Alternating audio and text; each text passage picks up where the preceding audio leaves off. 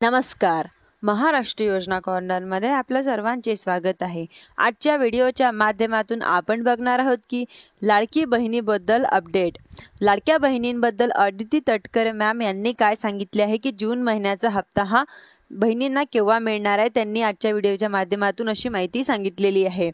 म्हणजेच की घोषणा केलेली आहे. 1500चा लाभ आहे. जो लाभार्थी आहे, जे व्हेरीफाईड झालेले आहे, ज्यांना गेल्या महिन्यापासून लाभ मिळत आहे, त्या पद्धतीनेच त्यांना मिळत अशा जे काही लाभार्थ्यांचा वाटप आहे किंवा डीबीटी आहे, ज्यावेळी राज्याचे मुख्यमंत्री देवेंद्रजी फडणवीस साहेब, उपमुख्यमंत्री एकनाथजी शिंदे साहेब आणि उपमुख्यमंत्री अजितदादा यांच्या मंत्रिमंडळामध्ये किंवा मीटिंगमध्ये ज्यावेळेस तशा पद्धतीची सूचना दिल्या जातील, त्या पद्धतीचा पुढचा डीबीटी हे निश्चितपणे होईल.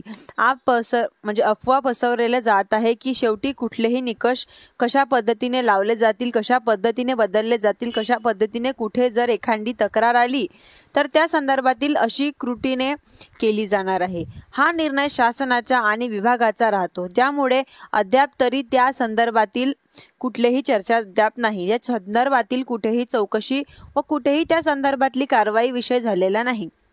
अशा संदर्भातील नियमही नाही. आपण जर GR मध्ये बघितलं तर 2.5 लाखापेक्षा कमी उत्पन्न आणि रेशन कार्ड त्यांचं पिवळं किंवा केशरी किंवा उत्पन्नाचा दाखला असणारे अशी सगळी स्क्रुटिनी होऊन आम्ही सुरुवातीच्या एक गोष्ट आणत आहोत की म्हणजे 2.5 कोटीपर्यंत लाभार्थी हे मॅक्झिमम असू शकतात. लाडकी बहीण योजना अतिशय बारकाईने आम्ही राबवलेली आहे. साधारणपणे 2,40,00,000 पेक्षा अधिक महिलांपर्यंत आज या योजनेचा लाभ हा पोहोचत आहे.